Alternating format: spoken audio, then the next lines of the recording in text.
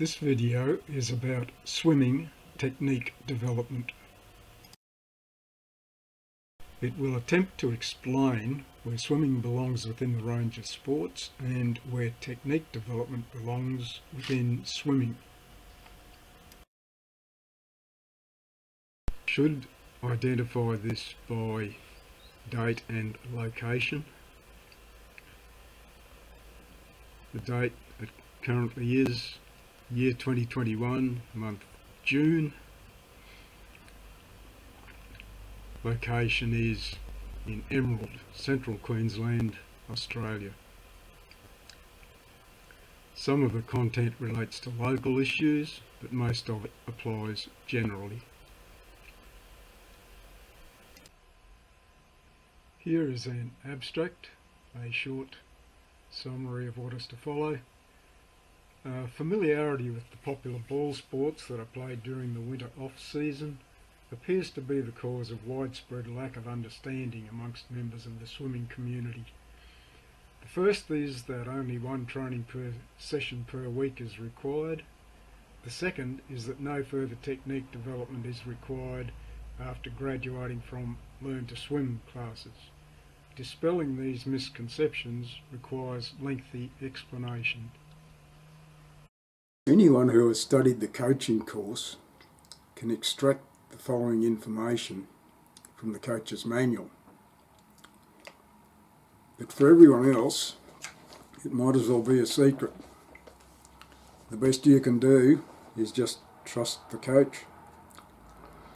If you want to know what this information is that makes the difference between an ordinary swimmer and a quality swimmer, keep watching. Now, to place swimming within this range of other sports. Here are some images of representative sports. Here's swimming, and I'll describe all this later.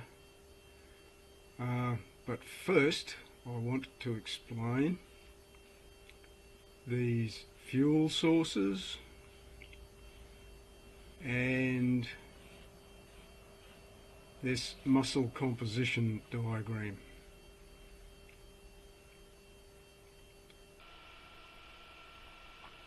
Here are these fuel sources in a table.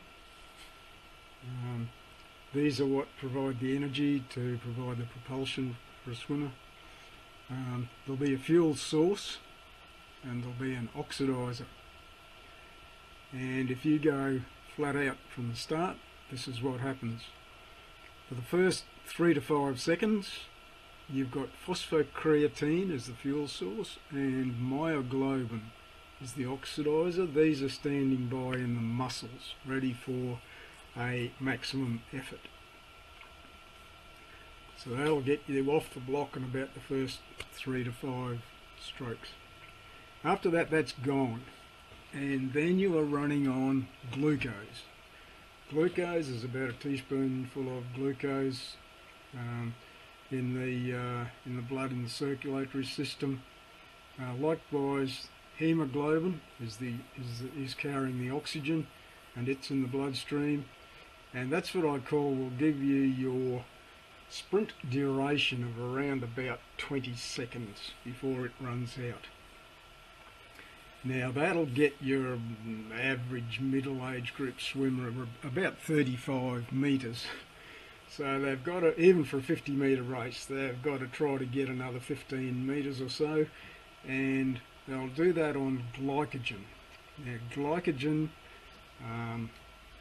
is stored in the liver and in the muscles, and it is converted to glucose before it can be used. So that's a longer chemical process, so that's slower. You see the glucose speed is slower than that on phosphocreatine. Likewise, glycogen can never quite get up to your glucose speed regardless of how well you train. You can get close, but not quite. Glycogen is the energy source. Air is the oxidizer now. This is whatever oxygen you can get across your lung membranes, and this is another reason for doing the kind of conditioning that we do in swimming. You need to condition your heart and your lungs to get oxygen across the membranes, the heart to pump it around the system. You've got to condition this glycogen conversion to glucose. That'll last you about 1.5 to 2.5 hours, depending on how fit and how healthy you are. So most swimmers will do their training sessions mostly on glycogen. For elite swimmers, there's a concern about whether they've got enough glycogen on board to complete a training session. I don't think too many of ours need to worry. But you can see from this, like I said, this will get you up to about 25 seconds. So a 50-metre swimmer will typically have to do another 10 or 15 seconds on glycogen. A 100-metre swimmer will do 2/3 of the race on glycogen. And so you can see how it becomes vitally important to condition this system if you want to be a competitive swimmer.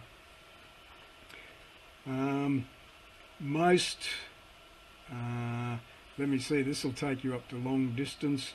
Most marathon events are over within this duration, so most marathon type sports run on glycogen and they don't need anything else. But if you want to go in something like an ultra marathon, which is, for example, like if you want to swim the English Channel, then when the glycogen runs out, you'll be running on fat. Fat is very much slower again than these other sources. Again, the oxidizer is there, and you can run for many hours on fat. I'll put this in here for completeness. The body can resort to burning protein, but that's only in an emergency situation, and it has very detrimental consequences. Some compulsive squad trainers seem to think they have to push their athletes into this routinely. They think it's good for them. Actually, it's not. It's only very, very damaging in several ways, and I don't have time to go into that here.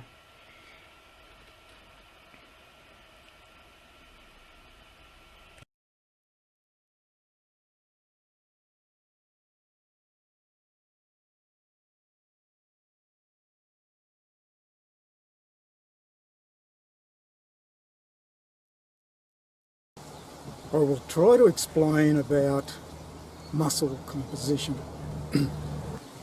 It only takes up about 1 page in the manual, and it's buried in amongst the rest of the physiology. But if it's not known about, or if it's overlooked, it can have detrimental effects for many swimmers.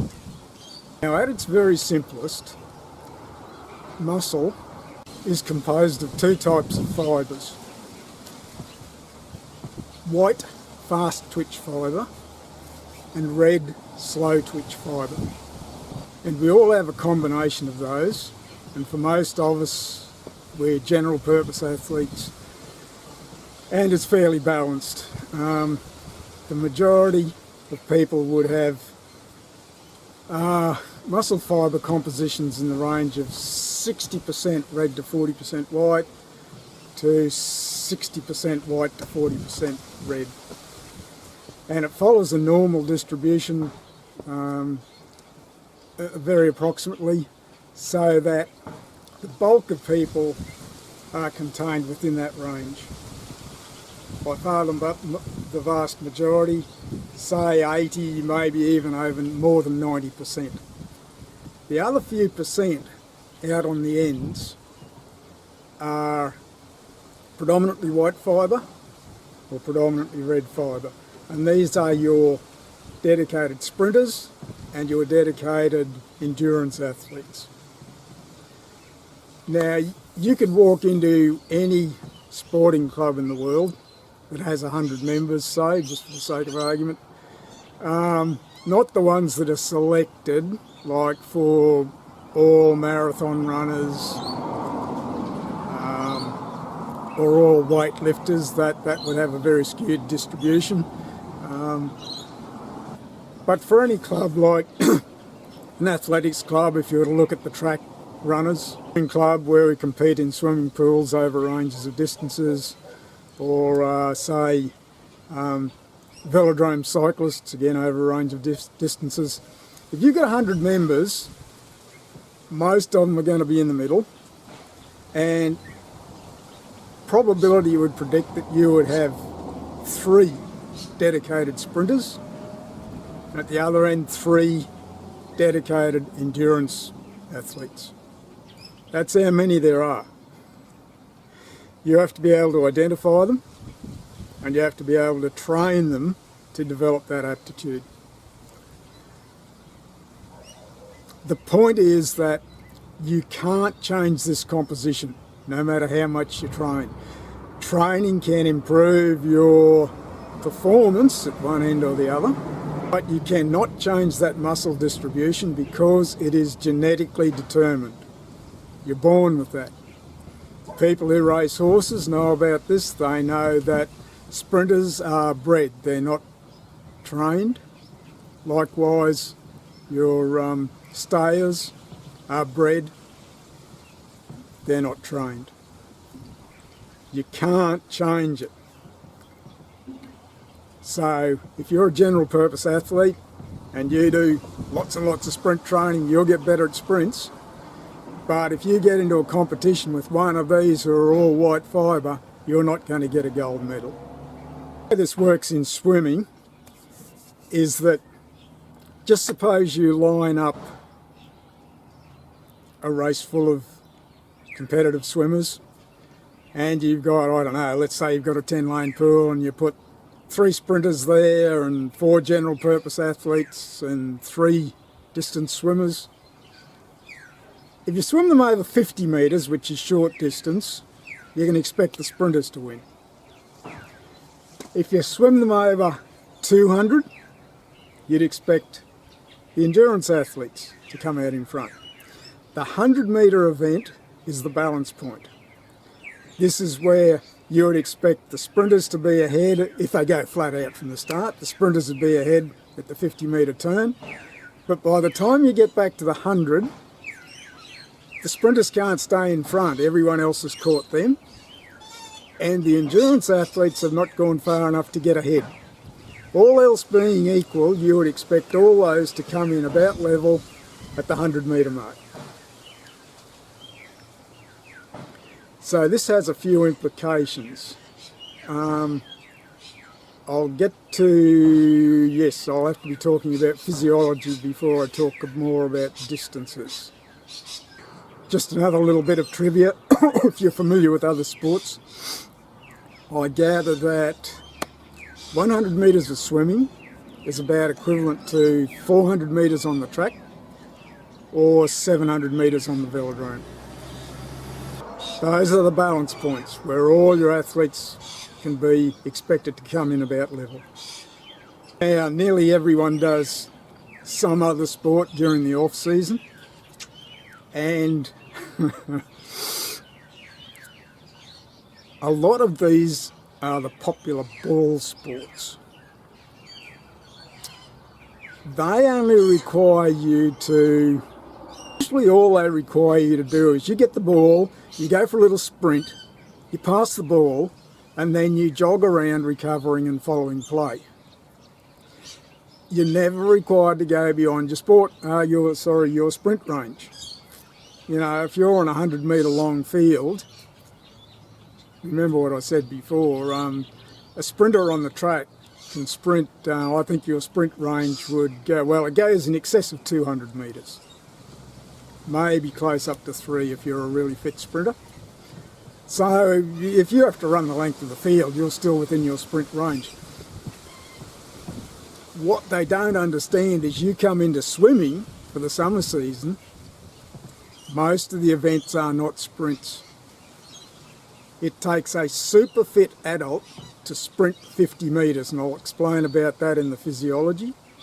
For your 9, 10, 11-year-olds, 50 metres is short distance, but it is not a sprint. I'll explain about that in physiology. So to to get to the conclusion of this about muscle composition,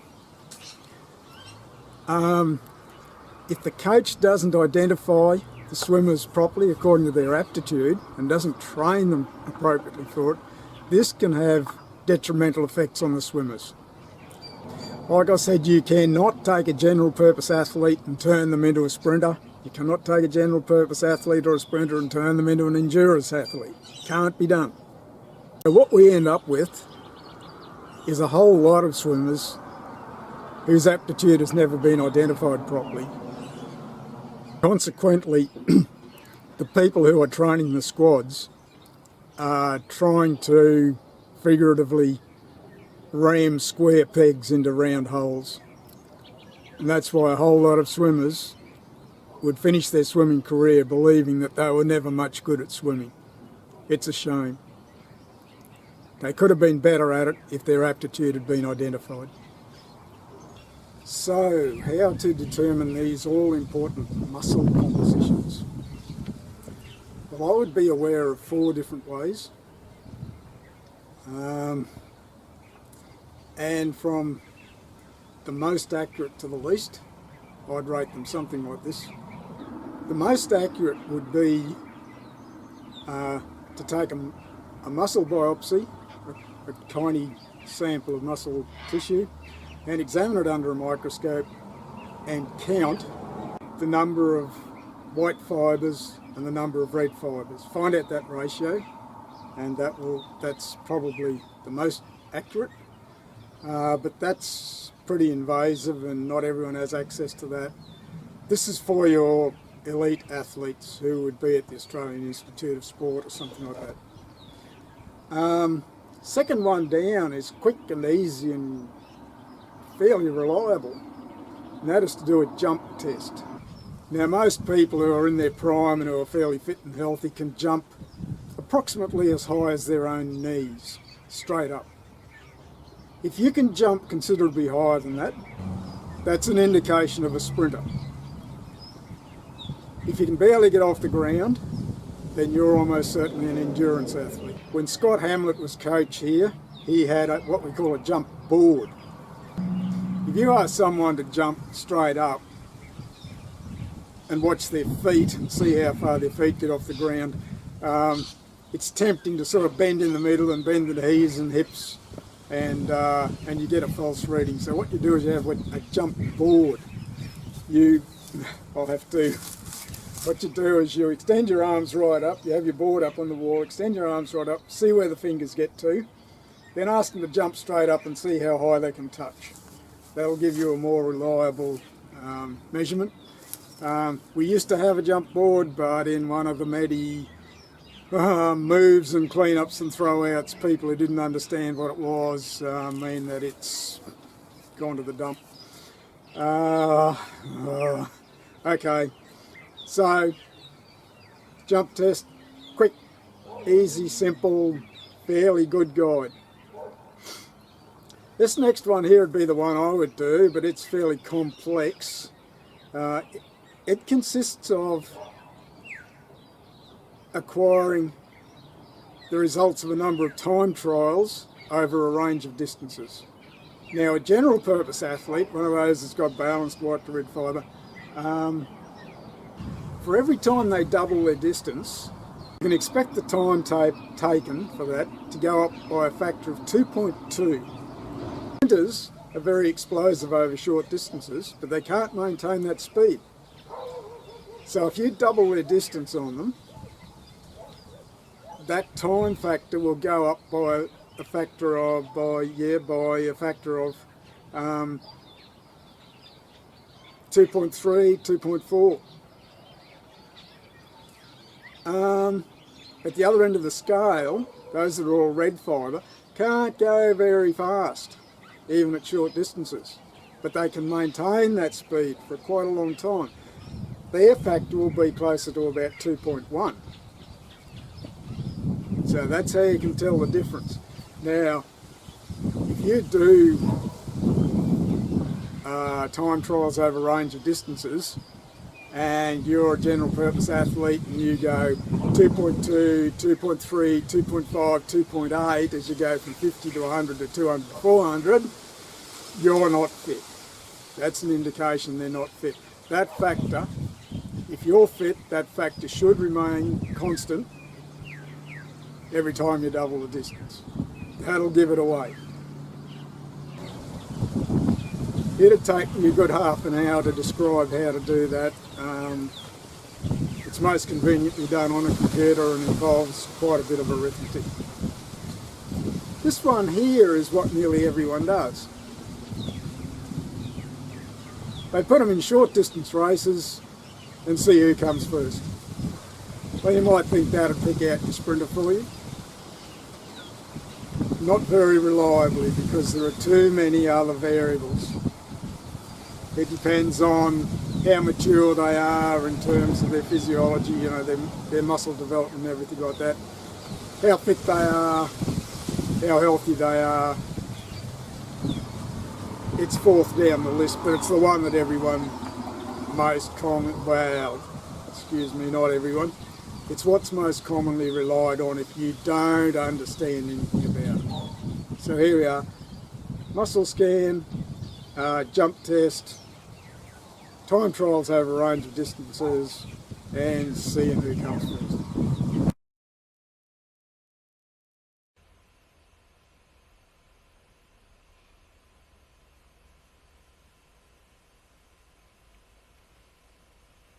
Having described the energy sources and the muscle compositions, here we are back at our range of sports, and we'll start one end. Here you can see a picture of a weightlifter and a high jumper. You'll find the successful ones of those predominantly white muscle fibre, and you'll see that their efforts are usually completed within, you know, less than 10 seconds, probably around about 5, and they will do everything on myoglobin and phosphocreatine. You can probably think of others that belong there, sports like hammer throwers and long jumpers and so on. Okay, let's go to the other extreme just to trim some of these things off. Up here we see someone swimming in the ocean with a big ship in the background. That'll be an ultra marathon effort. They'll be all red fibre, red muscle fibre, and they'll be running on air and fat and whatever else they can ingest along the way. Just coming down from those, these are the marathon type events. Here we've got a picture of some open water swimmers that do about 3k. Here's a marathon runner that I'm pretty sure that is Robert de Castella, showing my age a bit. I didn't have enough space here to put the cycling road racers. They belong there. Now they would complete their event in around about an hour, and they'll do that almost entirely on glycogen. Now, moving back down here, we've got these popular ball sports. These are characterised by stop-start action, lots of dynamic skills. These traditionally train one session a week. The really conscientious ones might go for a jog one other day. That's all they need, because they will do nearly all their peak efforts on hemoglobin and glucose.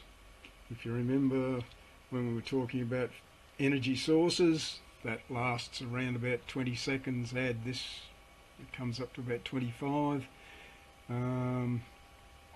So your netballers most of the time don't use much more than their phosphocreatine.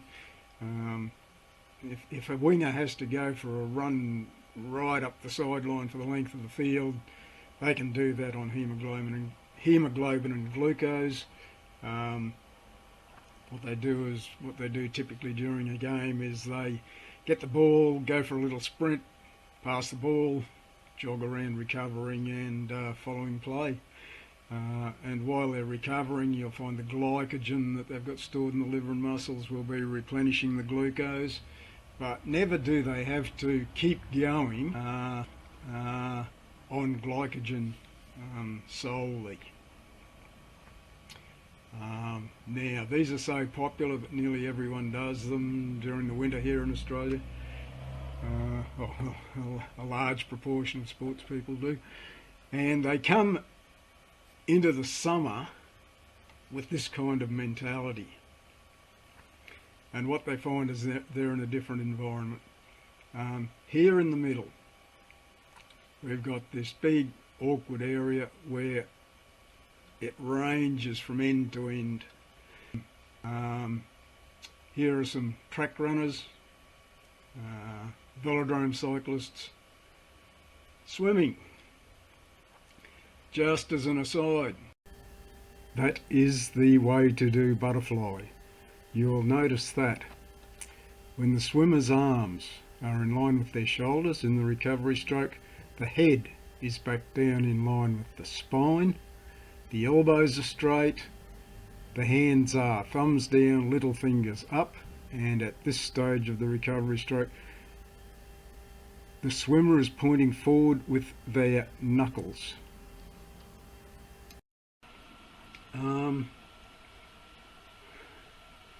As opposed to these popular ball sports, which are characterised by stop-start activity, all these are characterised by continuous activity. You see, if you remember when we explained about energy sources, you've got about 25 seconds all up of phosphocreatine plus glucose. After that, if you have to keep going, you're running on glycogen and air. That provides the necessity to condition the glycogen and air system. And that is why even fairly young juniors should be doing 3 sessions a week of conditioning to expect much success. And that's where the difficulty comes from. When sports people come out of their winter sports, they sprint with this sprint mentality. They come into here. There's really only one instance in which that's going to apply, and that is in the case of a super fit adult swimming a 50-metre sprint. In these sports you find the whole range of people participating, and that's why we have such a range of distances in all these, everything from sprint to distance. Swimmers, everything from 50 metres to 1500 in the pool. Track runners, not so sure, 100 metres up to maybe 3k do they do. I'm not familiar with velodrome cycling, but if you remember the ratio I might have mentioned earlier, 100 metres in the pool is about equivalent to 400 metres on the track, which is equivalent to about 700 metres around the velodrome. So, if you're in any of these sports, you need to find out what your aptitude is in terms of this muscle composition. You can improve your performance at any distance, but what you had best do is find out what your aptitude is and train and compete for that. You can improve your performance at any distance, but If you haven't found your optimum, then you'll probably be beaten by someone who has. Placing swimming within the range of sports took some time, so now we're halfway there, and this is going to be explaining about technique development and where it belongs within swimming. We used to do 50 odd years ago. We'd learn to swim somehow, and then we'd practice going further, faster, and practice our races, and we'd come up to some sort of competitive performance that we did around that time. Good old-fashioned homegrown gut instinct.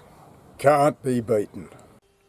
Then 1976 happened.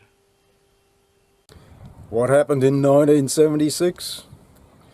We found out the hard way that it can be beaten. Australia came back from the Montreal Olympic Games with no gold medals in any sport.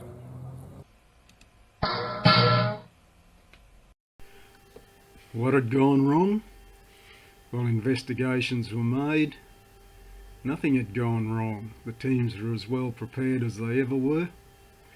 What had happened was the rest of the world had caught up with us and overtaken us. Sports training had now become highly technical.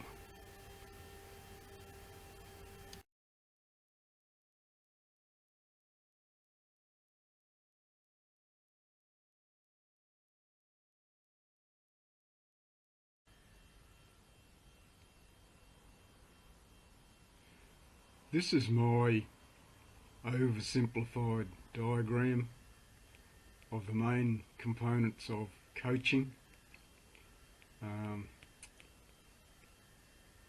want to expand ultimately on this technique development segment here, but what I will do is very quickly work from the top down, explaining just very quickly what these represent here. Event-specific preparation for competition and conditioning.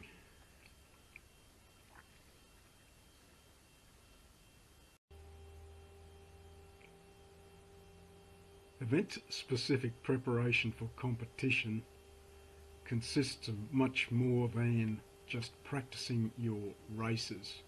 There are a whole lot of other techniques that can be employed. I'll give just one example.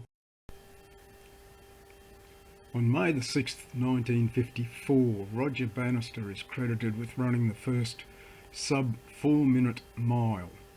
He and some others had been experimenting with different training regimes, and one of these was termed interval training. The way you do it is to you don't run your full race. You break it up into segments. You do it once with one of the segments at race pace, and then you'll do it again after a rest with a different segment at race pace, and so on. You see, if you run your full race at race pace, it's quite a long time before you've recovered enough to do it again. So this is a way of getting more effective training into your training time. I gather that in swimming we've got a set that we do that we call variable pace, which is something similar.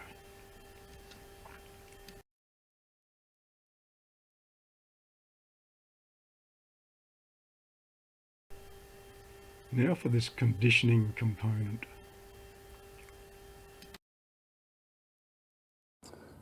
The coaching manual describes some 8 different forms of conditioning, and here they are listed in a table. I am going to expand on only one of these here. On the display is the definition of aerobic-based conditioning. It is the first and one of the simplest forms. The swimmer maintains 3/4 of their maximum heart rate continuously, that's bold underlined capitals, for at least 20 minutes. There is virtually no rest. Just a quick, say 20-second interval occasionally to check heart rate, then go again.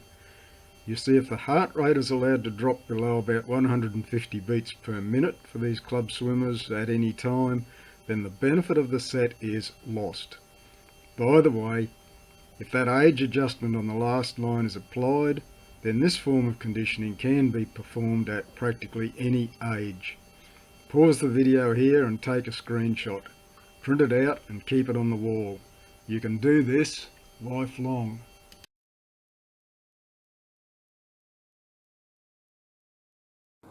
Now, here is where we encounter instinct. One of many instances that occur in swimming. I will mention this one here, but I have made a longer list that I might add as a supplement at the end of the video. Instinct is there to optimise your survival. So whether you're hunting or being hunted, instinctively you start from a rested state and then go as fast as you can until you have either achieved your objective or failed. So a swimmer's instinct just knows that to swim a good length, then have a good rest first.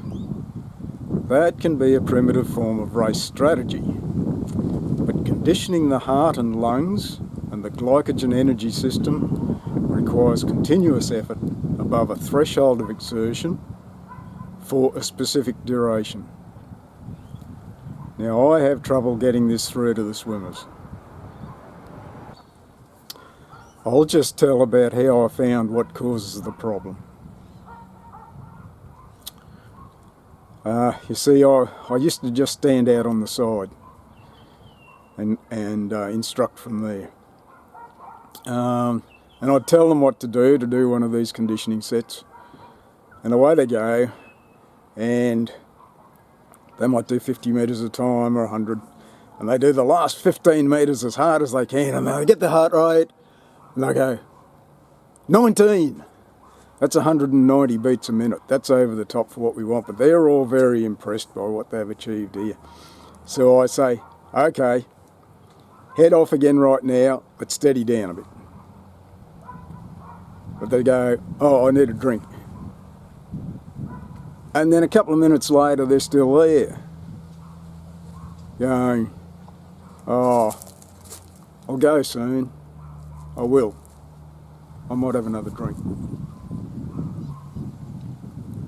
So what causes the problem? Now, I'd been doing these conditioning sets myself, by myself, and I'm following the procedure. I'm watching the clock, and I'm checking my heart rate every time. I go for a brief stop, and then I head off again, regulate the speed. I am ignoring how I feel. I feel pretty ordinary, but I'm ignoring that. Then sometime during the winter I'm agonising about this, and I'm thinking, how can I get them to do this? And at one time this happened, and I was halfway between asleep and awake,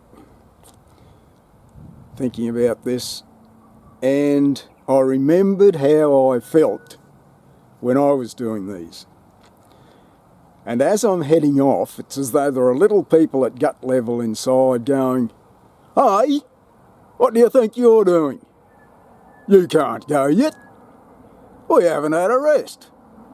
Never listens to us, never does as he's told. So, now I understood.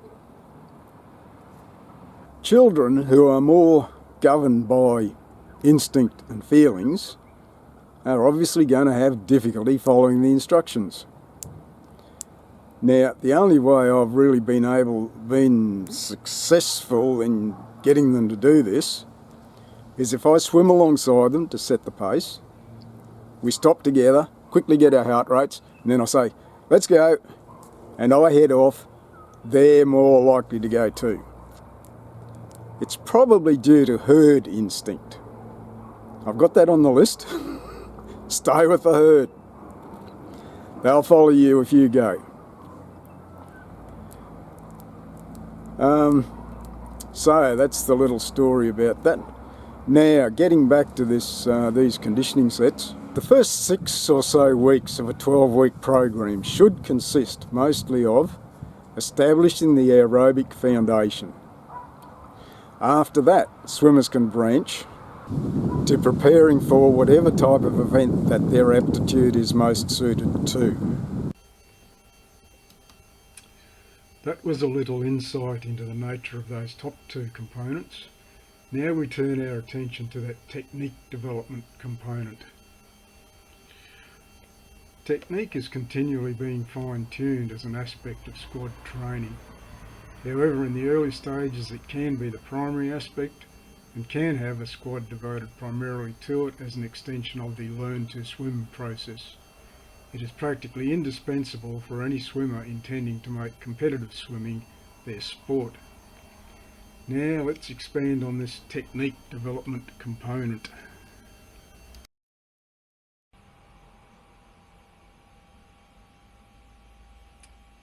When the swimmers come up out of Learn to Swim classes, they're at this stage here where I would call our ordinary technique. That's okay if that's all they ever want to do. But if they ever want to be successful at competitive swimming, they're only part way there. They need to get their technique improved up to what I would call quality technique. How do we achieve that? Well, very broadly, it's by applying these principles: streamlining, sculling, and rotation. Those are general, they apply to most of them. Of course, each of the strokes has their specific differences between ordinary and quality, and to demonstrate that I'm going to have to go outside and wave my arms around.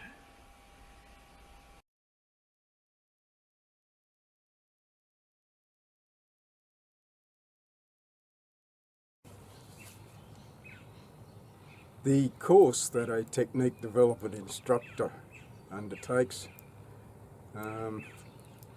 takes all day for the theory. I'm going to try to cram some examples into a few minutes for you. Let me see, before we can even start, I'll try to explain to the swimmers. When you were in Learn to Swim, we taught you to do your strokes the best way you could at the time. And then I go on very hopefully saying, now that you are bigger and stronger and better coordinated and have better body awareness, we can teach you better ways to do your strokes. And of course that's all lost on them. But that's just so they know. Then the next thing I have to teach them is traffic control. If you've got a number of swimmers in the lane, you've got to try to prevent them from colliding with each other, so that takes up a little bit of time. Anyway, usually the first stroke I begin with is backstroke, and there's a reason for that that'll become apparent when we get to the crawl stroke session. Backstroke. When they come up out of Learn to Swim, most of them do backstroke with straight arms. They just go round the circle, round the circle, round the circle, round the circle. That's very hard on the shoulder joints. They can go fast enough. A problem it causes is if you're still got your arms straight and you're pulling this way at this stage, that's what tends to make them sink in the middle. Okay, so what's the quality form of backstroke? Well, the quality form of backstroke, you do an S-shaped stroke. It's easier on the shoulder joints. You scull outwards, then inwards, and then downwards. Stop and reverse. Out, in, down, stop, reverse. Now, the drills we do to teach that, you see, you've got to bend your elbow and get your fingers pointing upwards. And the drills we do to teach that, you'll see them doing rope pull drill. So that gets their elbows bent and their fingers upwards. We do survival backstroke. Survival backstroke. And that gets their elbows bent and their fingers pointed upwards. Now, what you'll see is if the backstroke swimmers swim flat all the time, at this stage, their fingers are too close to the surface and they'll be pulling bubbles. And that negates some of the benefit of doing this stroke. So this is where we get the rotation into the action. They need to dig down into the water on the stroking side. And this is where that downward action at the end of the propulsion stroke can push them over to the opposite side so that they can dig down into the water. Looks something like that.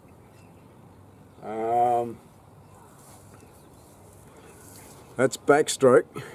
Good. Now we get to crawl stroke. When they come up out of learn to swim, their bubble breathe is usually pretty good. There can be one problem, and I like to try to get onto it early, which is why I do backstroke first. A lot of them are still not blowing bubbles. In learn to swim, the instructor will say, now blow bubbles, bubble, bubble, bubble, now turn, now breathe, and they go, and go, bubble, bubble, bubble, now turn, now breathe. They haven't been bubbling. They've been holding their breath, and they go,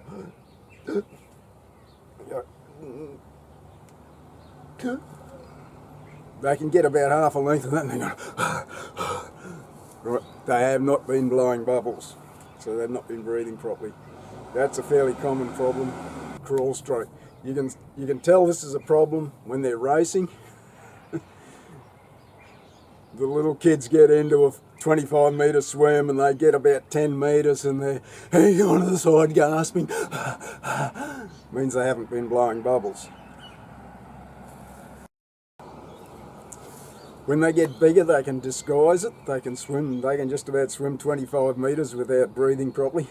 I put them over 50 metres, and a common thing that you'll see, they along, and then they come to a stop with their arm pointed up at the sky, gasping, and then they take off again. They're not blowing bubbles. Right, bubbles are a big problem. Right, crawl stroke, as I said, most of their stroke is pretty good. Mainly all I need to get them to do is to make sure that they're keeping their elbow up and their fingers down in the recovery stroke. You don't want to swim. A lot of them think that pointing the fingers forward is fingers down. No, it's not. It just leads to dropping the arm in short. So we teach them to keep the elbow up, fingers down in the recovery stroke. Now, the book says you need about the same distance between the side of your body and the hand. That, and that should all be about the same. Ideally, as the arms come past the shoulder. Now, you can't do that lying flat unless you're a contortionist. So this is where the rotation comes in again. You need to rotate from side to side to be able to do that recovery stroke properly. The way to get them to do that, I get them to do 10 kick 3-stroke change. You get side on, do 10 kicks, 3 strokes, 1, 2, 3, come up the other side. So you're looking at one side of the pool, 10 kicks, 3 strokes, other side of the pool, 10 kicks, 3 strokes, other side of the pool. That'll help them get the feel of rotating. So that's most of crawl stroke done with. Very quickly, let's move on to breaststroke now. This is everything about breaststroke. If you're a breaststroke swimmer, you're swimming slowly, take a look at their kick. 2 ways to wind up for a breaststroke kick. The lazy way is to wind up with the knees out and the feet in, and then all you can do is jab the toes outwards and push the legs together. Lazy. And it won't push them along. They've got to use their arms to claw themselves along. The quality way to do a breaststroke kick is to keep the knees about shoulder width apart. Pull the feet up, and then you go legs out, toes out. See, the knees are pretty close together, and you snap them back together from there. Up, out, back. At this stage, everything's wound up tight. They don't like having to do that, but that's the best way to do a quality breaststroke kick. There are a lot of little things about the arm stroke that I'm going to skip over here. What you find nearly all breaststrokers learn to do is what I call kick, pull, breathe breaststroke. They start from here and they wind up for a kick, and then they go kick, pull, breathe, and have a rest here. With the arms stuck out to the side and the hands pointed half backwards. Wind up, kick, pull, breathe, and have another rest. Here's where streamlining comes into it. When you're going along, having your little rest, especially if you've got your head up, if your head is up, your legs are trailing. You're going along with the hand, barging along with the handbrake on. If you want your legs up on the surface, you've got to get your head down. So, good quality breaststroke. There are 4 steps to a good quality breaststroke cycle. Pull, breathe kick, glide. Start from the glide again. Pull, breathe kick, glide. You start out here, this is where you rest, gliding. And you go pull, breathe kick, glide. You can see that the breathe kick kept going. There was no stopping in here. Pull, breathe kick, glide. And notice that the head's down in a streamlined position. To teach this, I hammer there full pullouts. This is what you're allowed to do after a start or after a turn in a breaststroke race, where after you've dived in, you do 1 full pull back to the legs,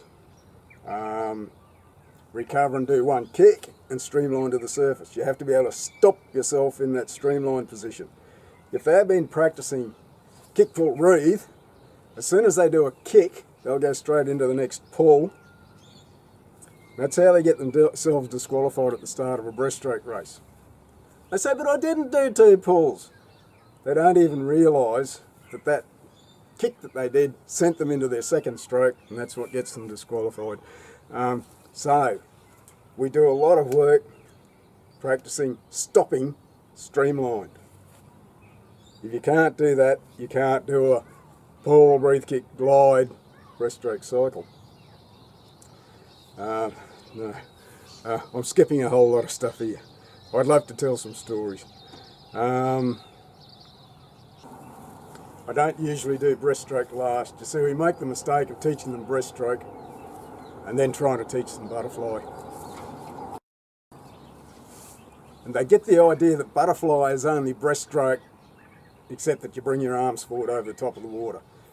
Hardly anything could be further from the truth. Butterfly has a whole body undulation where you push your chest down towards the floor and everything else follows. Right? Going along with a splosh splosh kick like you just might practice on a kickboard with your head up is not going to help much. That's the kick. There are rules for as you go down these strokes, there are more and more rules for them. But anyway, kick. Normally not much more problem with butterfly kick. We put fins on them, and if they've got a kickboard and they're streamlined and they're pushing their chest up and down, everything else follows if they've got fins on, and that's that just works. I'll just mention here that good quality butterfly has 2 kicks to a stroke. I have trouble getting that through to them because when they got fins on, they go kick, kick, kick, kick, kick, stroke, kick, kick, kick, kick, kick, kick, stroke. You see, they rely too much on the kick, and then they're not really counting the number of kicks they're doing a stroke. Anyway, Let's move forward to the stroke. My mind's gone in several different directions. The stroke underwater, if you can do a crawl stroke with its shape and its sculling, I should have mentioned, did I mention? I mentioned a little bit about streamlining. I've mentioned a bit about rotation. Sculling. Sculling's what you do if you're treading water. You'll automatically scull. You'll have your thumbs down on the out sweep, up on the in sweep. You've turned your hands into propeller blades. Now you get this into the strokes. And a crawl stroke, you shape your stroke, and you've got your thumb down on the outward part, up on the inward stroke, down on the outward part again. And that's how a swimmer can get more distance from an arm stroke than just a straight pull. Now a butterfly stroke is simply a crawl stroke done both sides at the same time, include the sculling and everything. The first major problem with butterfly is the head movement. They nearly all breathe too late. They should breathe early, starting to get up there. Instead they go all the way through the stroke and then they try to get their head up. Much too late. They should have their head down again by the time the arms can land on the ears from the side at the front. Ideally, when the arms are in line with the shoulders in the recovery stroke, the head should be back down in line with the spine. You'll notice that the little fingers are pointing upwards, little fingers up, elbows straight. That would be an ideal thing to see in the butterfly recovery. So you finish you get up to breathe, you finished breathing, you start to get your head down as your arms come out of the water at the back, and your head should be straight again by the time the arms are level with the shoulders, and then you're kicking downwards and piking downwards for the arms to get in at the front. So in with that, I've just mentioned about the movements of the arms in the recovery stroke. Now the problem we have is that they're all too small, not strong enough, not well enough coordinated to do a proper butterfly recovery stroke at the age we're trying to teach them. And so what they do is, you'll see the poor little novices, they go along, they get to the end of their stroke, they try to get up for a breath, they try to get their arms up over the top of the wave, like this. You can see how their hands are flat and their elbows are bent. Right? They continue on doing this. Even if you don't break them out of it, they will always go back to swiveling the hands around at the end of the stroke and swinging the arms with the hands flat. And you might think, what's wrong with that? Do you see what tended to naturally happen there? The elbow bends. The elbow bends, they drop their arms in short, and so they're doing short pulls. We've got to try to break them out of that. Butterfly one arm drill is good, but you've got to teach them how to do it properly. So that they just skim the surface of the water, keep the elbow straight and the little finger up. Keep the head down so that the arm lands on the ears from the side.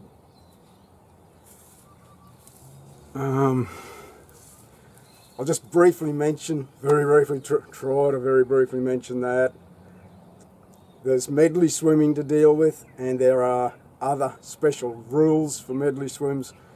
The main one being that the end of each stroke has to be completed with the finish touch for that stroke, which leads to all sorts of problems for the end of the backstroke when you're going from backstroke to breaststroke. You must touch the wall while you still face with the touch the wall with the arm, head or shoulder while you still face up. And if you get too close to the wall, it's going to mess up your turn.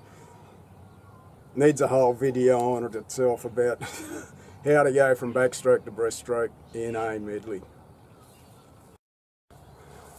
So that's just the strokes. There are also the starts, the turns and the finishes. And as I think I mentioned before, there can be as much technique involved in a good start or a good turn as there is in the whole stroke. We don't have time to go into that there. No, I'll have to cut this short. Just please realise those take a lot of time to teach. Now that we've seen some examples, let's have a look at what is included in a technique development session. And remember that this is not intended to be a competitive squad session. This is just to improve their techniques, basically. I have to take a step back. You see, swimming all devolves from rules. Without rules, for a start, there'd be only one stroke. The rules are there to differentiate between the strokes, largely. If there were no rules, there'd be only one stroke, and that's the fastest one that you can do. So for the form strokes, the butterfly, backstroke and breaststroke, there are rules which differentiate it from the other strokes. And this is where you have to teach these according to this. Think about it too.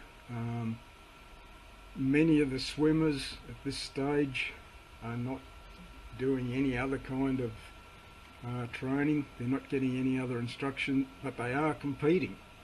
So if we don't teach them about rules at this stage, then who does? I don't want to be at a swim meet on the weekend with my white hat on and one of my swimmers come up to me and say, I got disqualified. And I say, well, I thought you might, but I've been told I'm not to talk to you about that. Is that the definition of lame or what? So this all goes together, believe me. The strokes is what we've just been talking about outside over here. Now, included in that are these other things. The starts, the turns, and when I did this I forgot to put finishes because there are rules and techniques for all those things. This, if you do the course, there is a course for it. I believe now it's referred to as Teacher of Competitive Strokes, and we had one delivered here about 3 years ago. I reckon, what does that make that, 2018 or so, by Carolyn Taylor, and the theory took all day.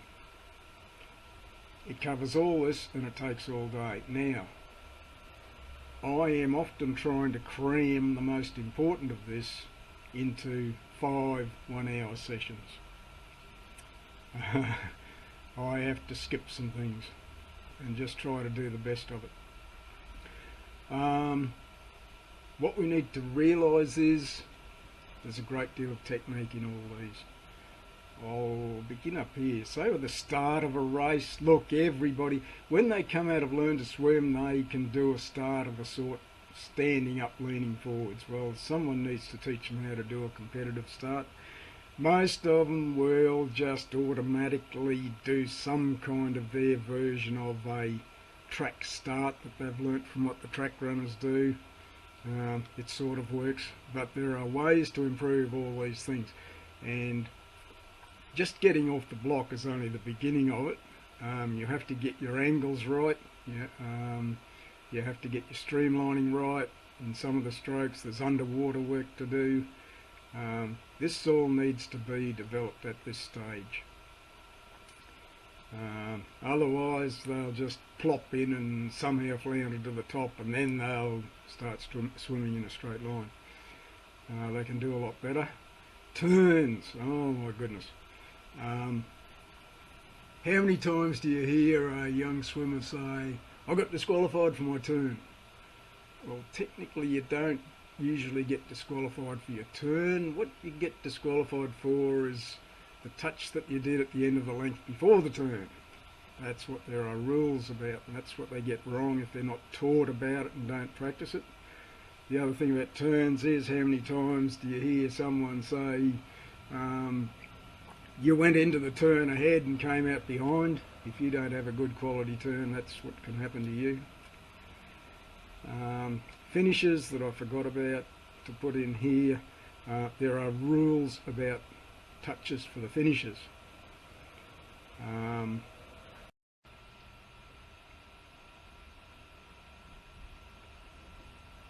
Going back to these turns, there can be, I reckon there's nearly as much technique in a turn for a stroke as there is in the stroke. Particularly when you get to backstroke forward tumble turns, and here when you get to backstroke starts. Vast quantity of information required to be imparted to get these done well. And you might say, well, why bother doing that when they're only 7, 8 years old? Well, the thing is, by the time they're 8 in Queensland, they are fully exposed to the rules. They have to do everything according to the rules. The point about these is that they take a long time to learn to do well. They take a lot of practice, and we don't even have enough time to practice these enough in these sessions. They need to go and practice these by themselves.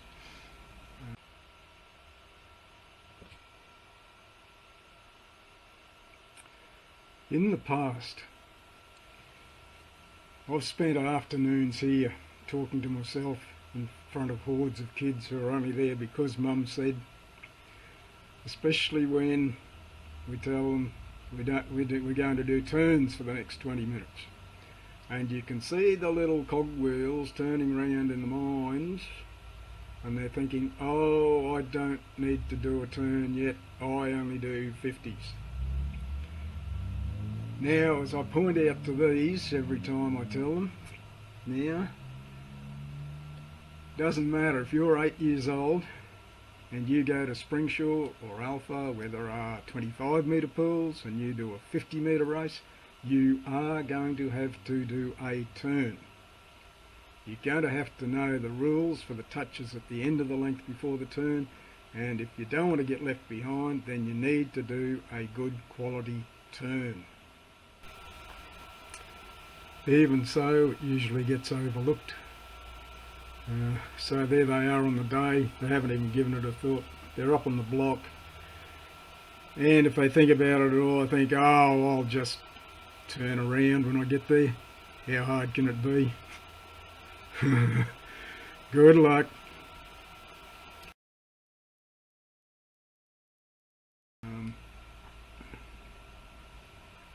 Yes, so vast quantities of information to impart, even if you only restrict to strokes. So if you want to know why they're not swimming up and down the lengths with me with a stopwatch,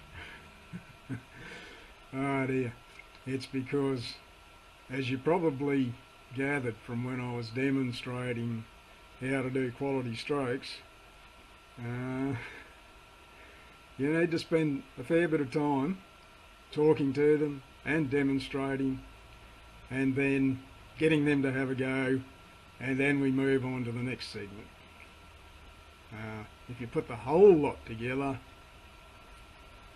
like I said, it takes a full day to describe all that properly, what with the strokes and their drills to teach technique, to correct technique, put that together with the turns and the starts and the finishes.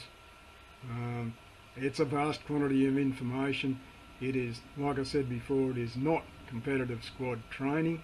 This is technique development, and you can think of it as an extension of learn to swim. Now,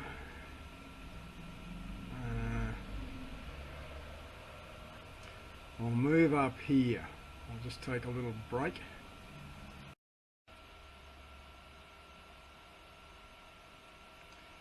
Now the instructor comes into a session with all this in mind. That's what is intended to be the objective. But things don't align very well. We've got parents in the mix and we've got swimmers in the mix. The parents' expectations here, I can't even tell you what all those are. Some of them perhaps don't give much thought to it. They've done their learn to swim classes and they say, where can we go to next? And they're told, oh well, you can go up to Barracuda Squad and do technique development. So okay, we'll book in for those. It's okay. Actually, that's quite okay. Many of those just want one 1 hour session of some sort of structured swimming activity once a week in amongst the music lessons and the taekwondo and the dance practice, whatever they do. That's okay.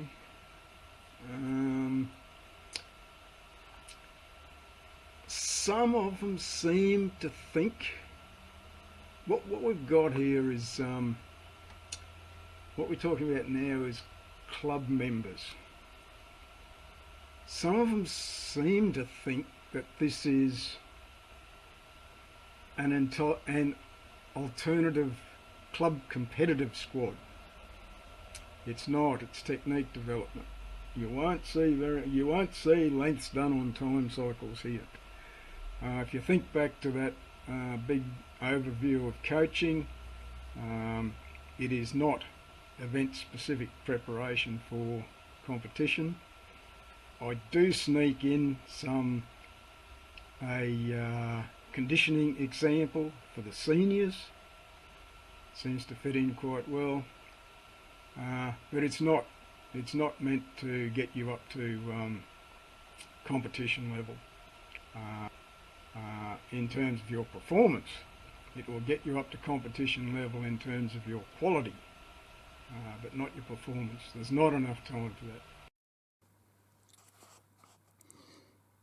I was sure I had read somewhere something to the effect that for young age group swimmers, greater gains can be obtained from improving their technique than can be made from improving their condition.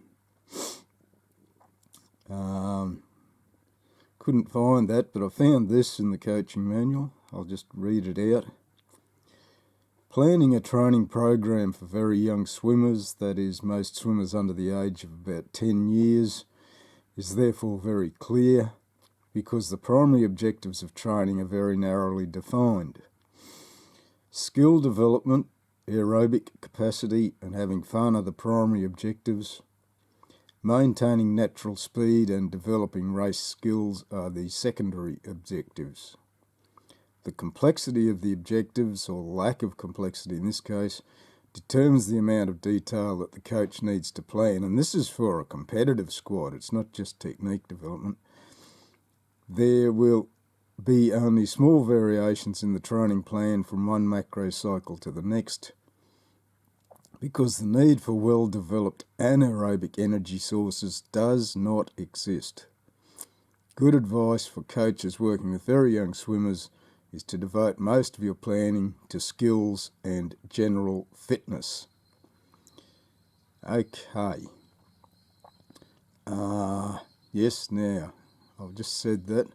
I thought I might be stepping over a line giving my seniors a conditioning set to do, but apparently not, according to this. Now, if you want to see length swum, when they've developed their technique to the point where they can get through all their drills and practice quickly, there's enough time left to do a conditioning set. But I think that the people who are dissatisfied still won't be satisfied, because they will want to know from me how it is I expect them to swim faster by training slower. Well, the answer is that in a conditioning set, what we're conditioning here is the heart and lungs and the glycogen air system, so that they can keep up a good speed after the glucose runs out.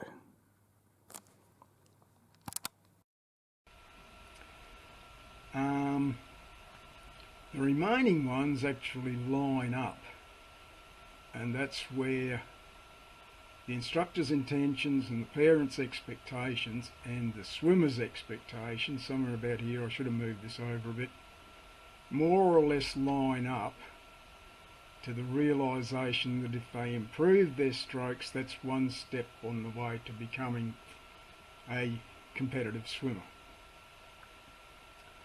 The swimmers themselves are another thing that doesn't line up. Like I just said, some of the swimmers know why they're there. Many of the rest of them don't even line up with their parents' expectations. Most, you see, what a lot of parents do is they all want to crowd into Tuesday and a whole lot into Thursday, and they want them to be with their friends. Bad mistake. You get two friends together, all they want to do is splash and wrestle. I'm talking about boys mostly. You get three of them together, it's mayhem. You hardly achieve anything at all in the lesson. Because what those swimmers think is, yeah, beauty, I've been booked in for an hour of fun in the water with my friends after school. Doesn't line up. So I'm afraid it's all a bit clunky, and I don't know what to do about it. No. So I'll just leave that hanging, but like it appears here, the whole thing overshadows the intentions of all this.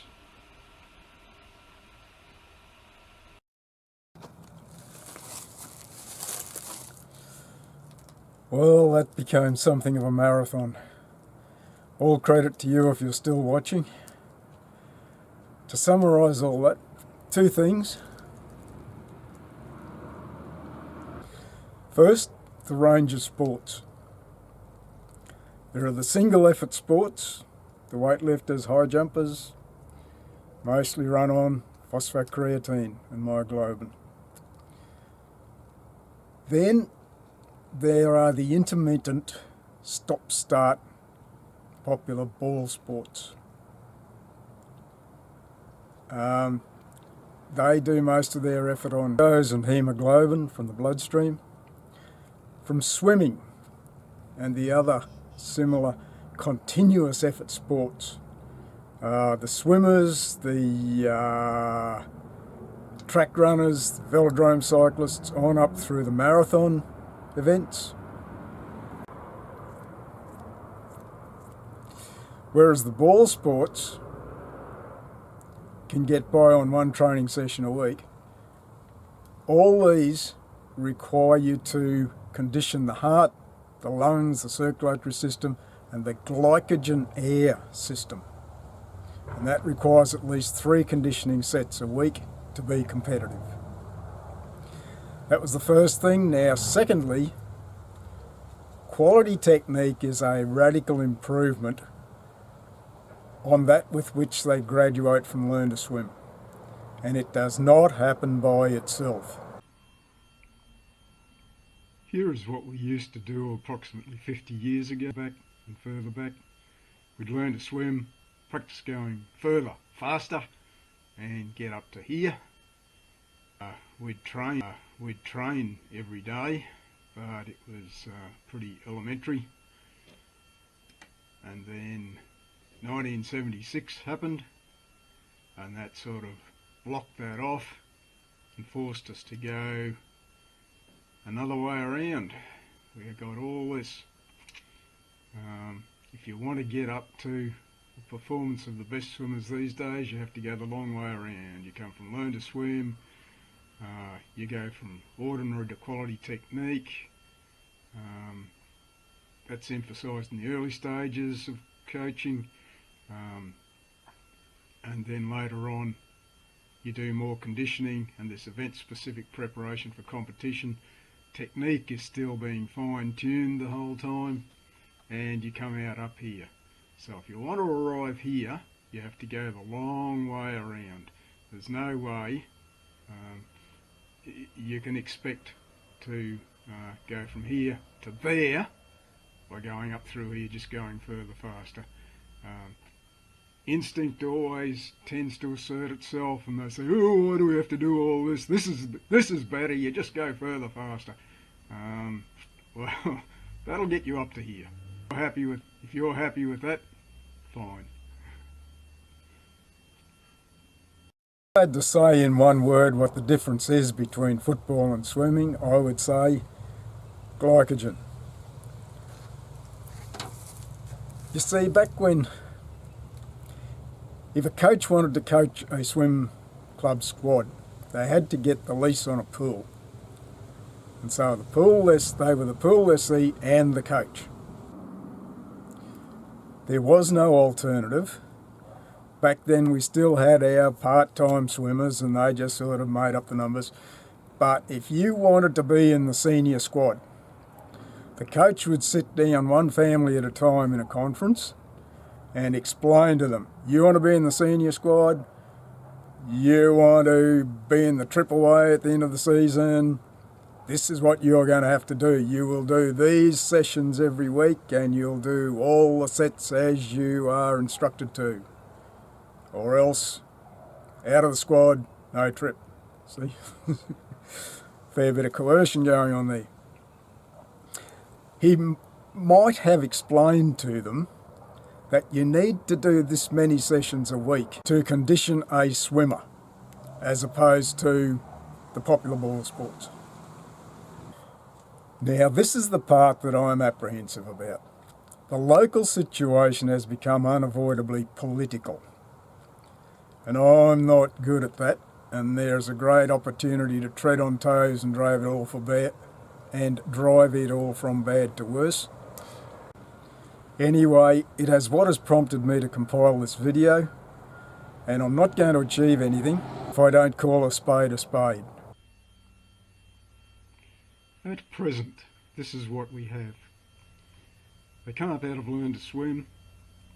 They can go straight into club competitive squad if they want to. They can go this way. They can go through the technique development squad to try to get their techniques up from ordinary to quality, and then about 1 in 3 of these over the last few years has normally been club members, and so they go back to here. The other 2 out of 3, not quite sure, they don't tell me. They're the ones who do various other activities and just do one swimming activity a week. Maybe they want to improve their school swimming. Most of them don't tell me why they're there. I forgot to put competition here, and that ties in with it. So here we are with what we've got. Obviously, the club squad is there for competition. Some of the swimmers, while they're doing this, are competing. Some of the learn-to swimmers are competing.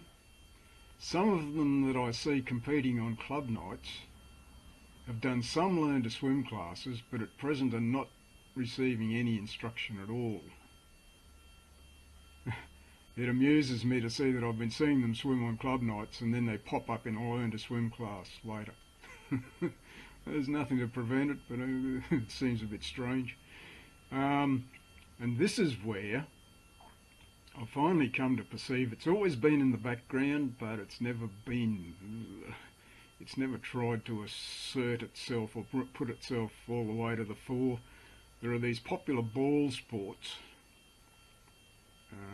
that I've been trying to explain in the video, that most of them do in winter time, and they come out of that with that kind of mentality where they think they can't see why you have to improve your technique. They can't see why you have to train any more than one session a week. And as I've said somewhere else, I mean to say in one word, that's because of glycogen. These ball sports run on glucose. They can get away with one training session a week. If you want to be competitive, you'll want to do at least 3 sessions a week training conditioning your glycogen energy system. So there we are. These people here have got that kind of mentality, and they perceive that. Now, Club Competitive Squad doesn't want them because they only want to swim 1 day a week.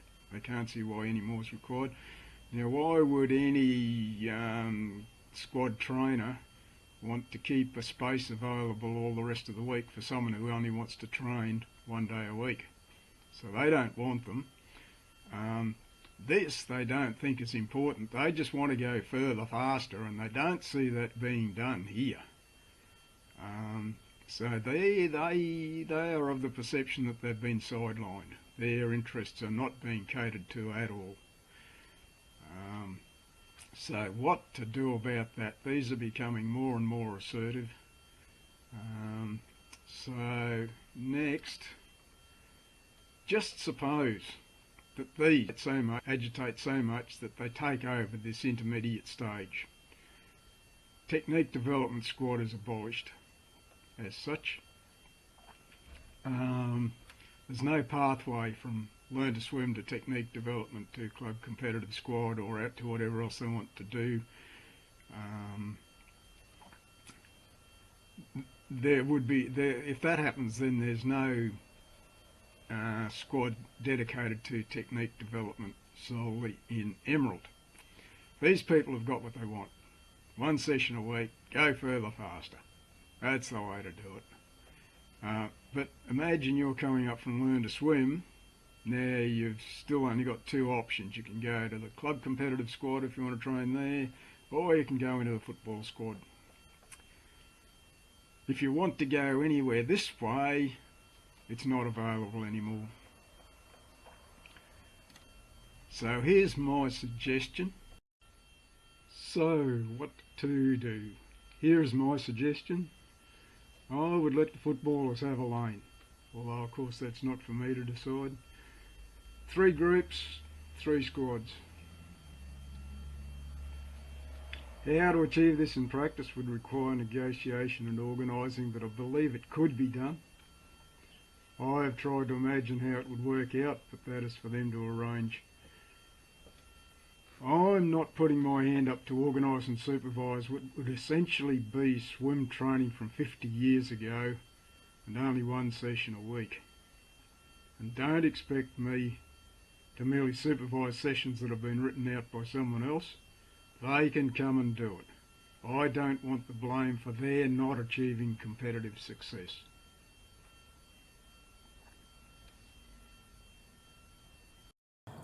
What is being done in the technique development sessions is not something that I have made up. It was part of the original coaches course, and I recently sat through the technique development instructors course presented here about 3 years ago by Carolyn Taylor. And each season I referee at the regional championships, and I get the best view of what the best swimmers in the region are doing.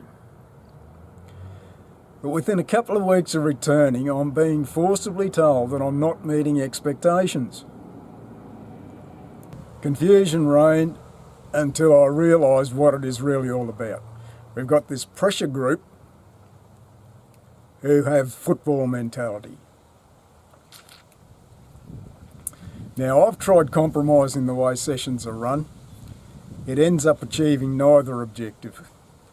As described earlier, I'm well aware of the complexities and the difficulties of running just technique development sessions, and I already adapt as well as I can to the state of progress of the swimmers.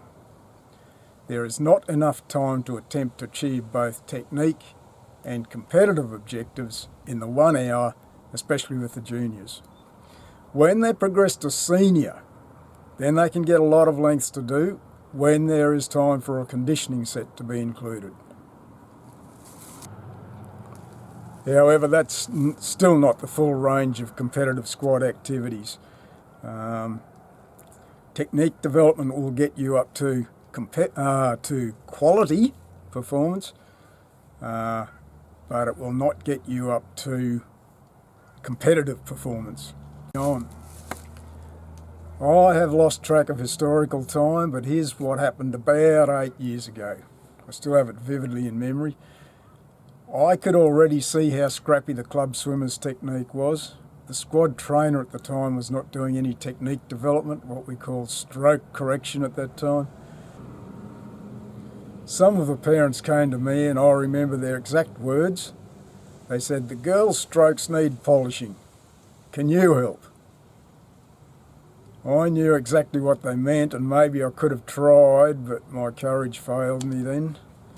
I pointed out that I had other work to do, and anyway, the pool lessee has the coaching rights. Where they went. You see, I knew about what was required before anyone else. Anyway, sometime later was when Chelsea appeared and founded the Barracuda squad. And I have understood that it was always meant to be a technique development squad.